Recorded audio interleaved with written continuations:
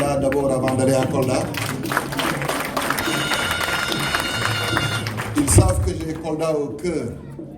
Ils savent que j'aime Kolda comme j'aime ma mère. Et ils savent que Kolda n'est pas négociable à mes yeux. Parce que je voudrais faire de cette ville une ville d'opportunité. Et pour ça, je me bats au quotidien. Pour que le paradoxe que nous vivons dans cette belle région, c'est-à-dire une belle région pleine de potentiel, ce paradoxe où le potentiel n'est pas converti en opportunité, on puisse le lever un jour, Inch'Allah. Merci à toutes les populations de Kolda qui sont là. Merci à mon équipe politique qui est là au quotidien avec moi et qui reste digne malgré les assauts financiers de ceux que vous savez. Soyez des vrais jambars parce que donc quels que soient les assauts, nous tiendrons parce qu'une élection présidentielle c'est du sérieux. Ce n'est pas dans un achat de conscience qu'on y parviendra. Mais c'est un propos secondaire. Je voudrais saluer particulièrement celle à qui j'avais dédié ce livre en premier, ma défunte maman, une grande éducatrice.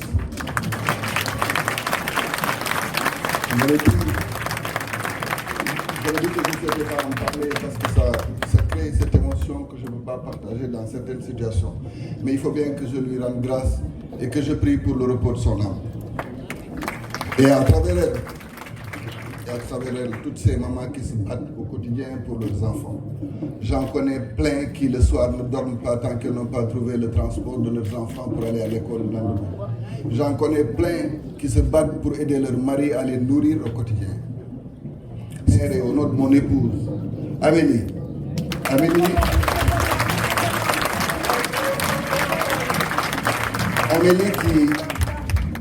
qui n'aime pas la lumière, mais c'est une lumière. Qui était plus brillant que moi à l'école et qui a choisi de ne pas continuer son cycle universitaire parce que Badou était en cours de route et que Mamboy était chômeur, il fallait le nourrir. À cette Amélie-là et à toutes les femmes du Sénégal, à mon amour de jeunesse, donc maman, merci pour ta présence à mes côtés et merci de m'avoir suppléé dans l'éducation de ces enfants terribles que sont les jeunes du Sénégal. Vous deux,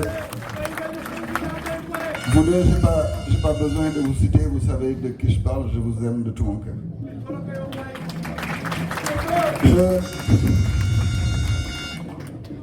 Je pense que je vais arrêter là la partie d'émotion parce que justement nous ne sommes pas là pour ça. Je n'ai pas envie que les gens prennent leur mouchoir.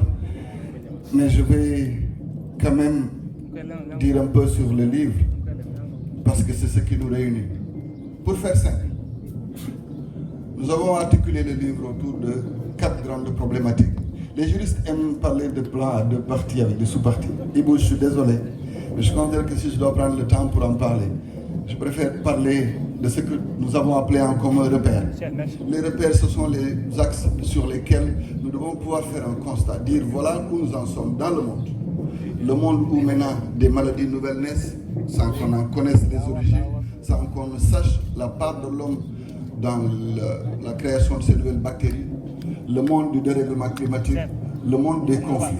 Et à partir de là, nous, Afrique, qui ne sommes très souvent pas les facteurs de création de ces manquements ou de ces conflits, nous en subissons toujours, mais en premier, et surtout le plus les contrôles. L'actualité récente, ce sont ces inondations au Kenya, après 5 années ou 8 de sécheresse. Voilà les conséquences du dérèglement climatique qui nous a été imposé par des puissances occidentales. Et donc nous avons campé la photographie du monde avec ce que nous avons comme dynamique nouvelle et une problématique particulière pour l'Afrique, car l'Afrique est l'un des rares continents où encore il y a un espoir de croissance extraordinaire avec un potentiel de jeunes à mettre en valeur pour que nous puissions y arriver. Donc dans cette partie repère, nous nous sommes interrogés sur beaucoup de sujets, mais il fallait d'abord que les citoyens puissent avoir une lecture de leur rapport avec les hommes publics. Pourquoi nous en parlons? C'est que les hommes publics sont assez généreux dans les idées. Donc dans la génération d'idées, nous nous avons une belle panoplie de belles idées que nous pouvons sortir de nos cabinets ou de nos réflexions propres pour dire voilà où nous voulons mener notre pays. Mais que, en face, nous avons un peuple qui est le plus souvent impatient parce que les défis d'alternance naissent d'une volonté forte de changement. Et très souvent, il y a une antinomie il y a un conflit entre le besoin d'immédiateté d'un peuple et les outils de management et de pilotage stratégique que peuvent avoir les politiques publiques. Là, ça, tu ne vas pas me contredire. Tu sais que très souvent, il faut de la planification stratégique. Et quand bien même tout a été fait pour ça, il faudrait aussi que des procédures soient respectées pour qu'on arrive à poser les jalons des actions. Et entre les deux, il peut y avoir beaucoup de conflits. Et c'est pourquoi, dans cette partie repère, nous invitons les hommes politiques à plus d'humilité pour qu'ils puissent expliquer aux populations pourquoi des démarches peuvent être faites, avoir des résultats contraires à ce qui était espéré, ou que des démarches peuvent être faites. Mais face au conflit de l'immédiateté auquel nous faisons face, nous autres hommes politiques, les résultats peuvent tarder un peu. Et il faudrait qu'il y ait un effort de conciliation entre les deux parties, à charge pour l'homme public de pouvoir être conciliant et d'être humble, et à charge pour les populations de pouvoir apprendre à être patient, tout en objectivement plutôt, tout en évaluant les politiques publiques qui sont mises à leur disposition. Voilà un des jalons de réflexion sur lesquels nous avons parlé dans cette partie-là.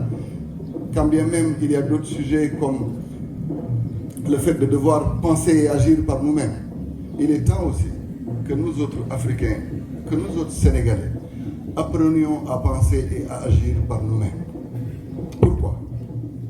Nous avons le don de pouvoir concevoir beaucoup d'approches par le biais de cabinets internationaux.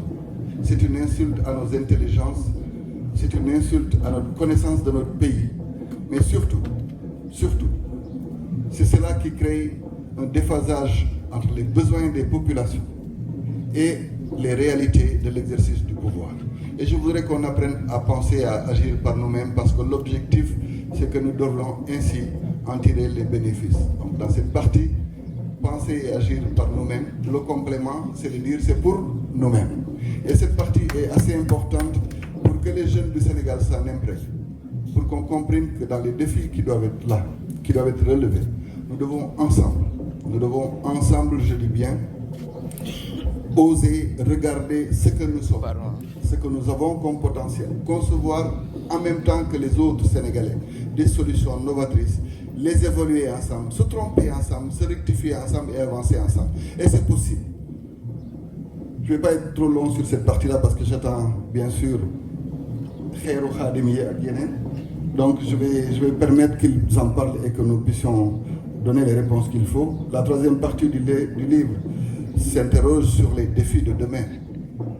Les défis de demain, vous le savez tous, c'est le Sénégal du pétrole, entre autres, que nous tous nous attendons, comme on dit, la bouche grande ouverte en pensant que ce sera la fin de nos ennuis. Et il ne faudrait pas que nous déchantions vite, parce que le pétrole ne nous apportera rien dans les 5-10 prochaines années. Il faudrait qu'on le dise aux Sénégalais. Ceux qui disent le contraire n'ont qu'à nous prouver que ce pétrole-là va nous apporter quelque chose dans les 5 prochaines années. Et je doute fort que ce soit le cas. Mais je dis aussi que ce pétrole-là doit pouvoir servir à préparer notre jeunesse à mieux appréhender les défis de demain. Et au nom de ça, beaucoup de pistes de réflexion ont été développées pour pouvoir parler d'un modèle de gestion qui prenne en compte les besoins des générations futures. Et dans ces défis-là, nous avons tous conscience que nous avons une quête inébranlable de justice. Aujourd'hui, ce qui fait la particularité de notre pays, c'est que nous sommes tous d'accord, les magistrats avec nous, les administrations avec nous, qu'il y a un conflit, une sorte de désamour entre les populations et les pouvoirs publics. Ce qui l'amène, c'est des démarches qui créent une incompréhension. Parce que le débat politique a été très souvent pollué par les hommes politiques qui, quand ça les arrange, peuvent applaudir nos magistrats, mais quand ça ne les arrange pas, peuvent les insulter. alors que chacun fait sa part du travail. Mais il y a un besoin de réconciliation, un besoin de création de rapports de confiance. Et au nom de ça, nous devons penser à créer les jalons d'une réflexion qui puisse mener à une convergence d'action entre nous et nos magistrats. De la même manière que nous devons penser à la réforme de la justice. Nous avons donné des explorations que chacun jugera par lui-même sur la politique agricole, sur la pêche, sur l'agriculture, sur l'élevage, mais sur l'artisanat qui est un potentiel extraordinaire et qui doit être la sève nourricière de la politique industrielle de notre pays. Tout ceci a été disséqué dans cette partie du livre. Et la dernière que nous avons appelée refondation, est une invite à la réflexion, une invite à la prise en compte de ce que nous sommes. La réflexion, c'est sur l'homme politique du Sénégal de demain. La réflexion, c'est sur la place centrale de la société civile sénégalaise dans le jeu politique. La réflexion, c'est sur le rôle de nos autorités sociales et religieuses qui jouent un rôle au quotidien de stabilité sociale et qui ne sont pas intégrées dans un dispositif institutionnel de dialogue démocratique. Ce sont des sujets qui nous interpellent tous, sur lesquels nous devons prendre position, autant sur la presse aussi. Donc, les médias nouveaux sont là et ils apportent un souffle de démocratie supplémentaire. Mais il faudrait que nous apprenions à les absorber. Et enfin, sur la refondation, sur des questions stratégiques, parce qu'aujourd'hui, il est temps que nous puissions dire aux jeunes du Sénégal ce que nous devons en faire. Il est temps que nous puissions être clairs dans nos mesures que nous devons leur proposer. Sortons des débats théoriques, disons aux jeunes du Sénégal, action par action. Voilà comment nous pensons qu'on peut modeler un système économique performant qui apportera le plein emploi. Et je sais que je vais me soumettre à l'analyse et à la sanction d'intellectuels éminents. Je sais que dans ce débat-là aussi, je pourrais apporter beaucoup d'éléments de réponse qui sont contenus dans le livre. Pour terminer, parce qu'on m'avait astreint 15 minutes, j'avais décidé, et je l'ai maintenu, de dédier ce livre à 3 catégories.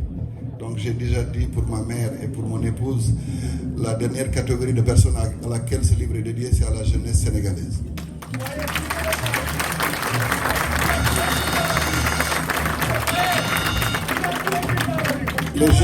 Les jeunes de notre pays doivent savoir que rien n'est donné à l'avance. Parce qu'il ne faut pas aussi faire dans la démagogie. Ceux qui vous parlent et que vous voyez comme des modèles de réussite ont beaucoup trimé dans leur vie. Il faudrait que vous acceptiez de comprendre que vous devez souffrir pour réussir demain. Ceux qui vous pensent pouvoir vous dire que vous allez ramasser la réussite en vous courbant vos trompes, assurément.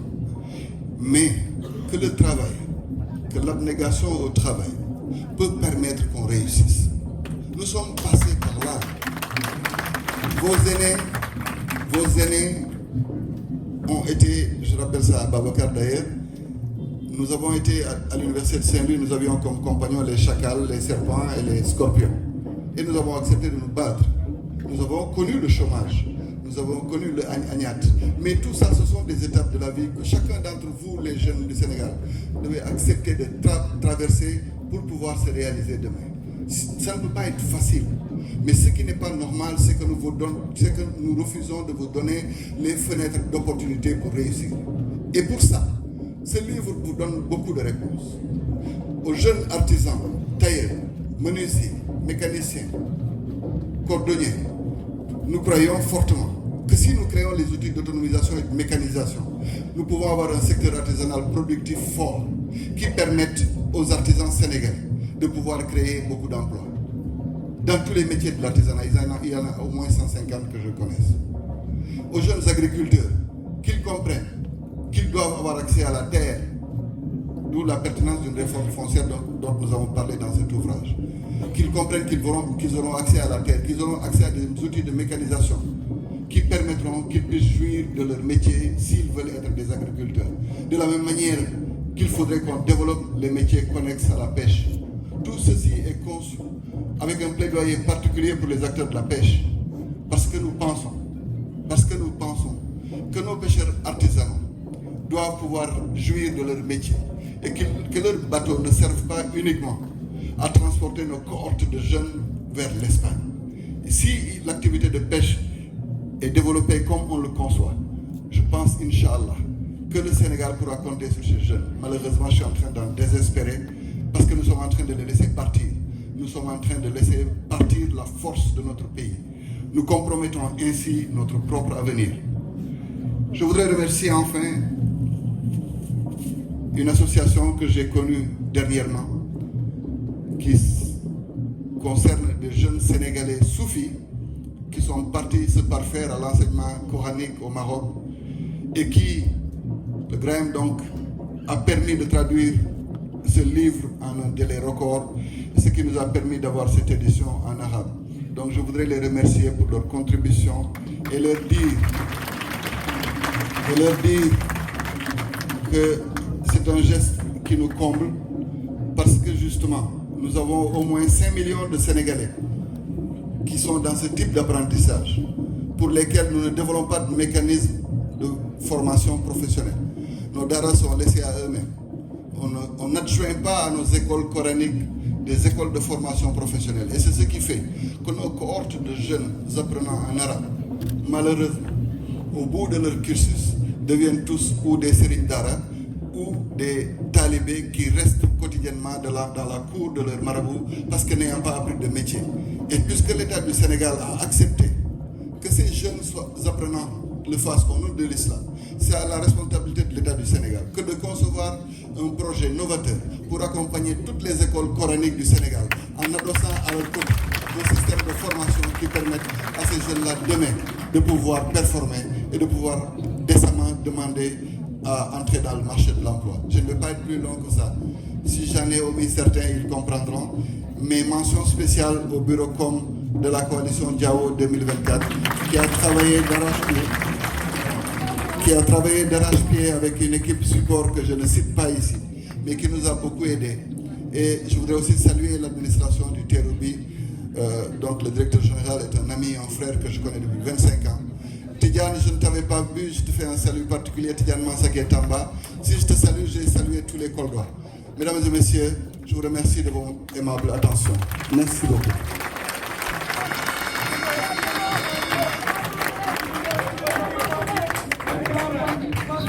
Encore des applaudissements pour le président Mamadou Diao, dit El Haj Mamboy Diao.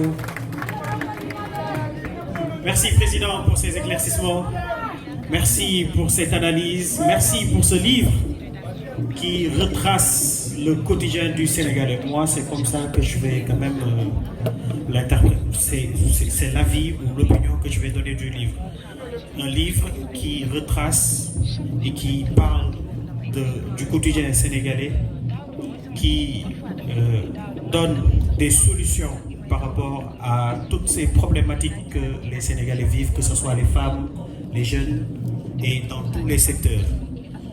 On le dit souvent, ça va mal partout, oui, mais alhamdoulilah, un livre qui vient à son heure et qui permettra à tout un chacun d'en tirer le plus de leçons possible. Nous allons passer à la partie débat.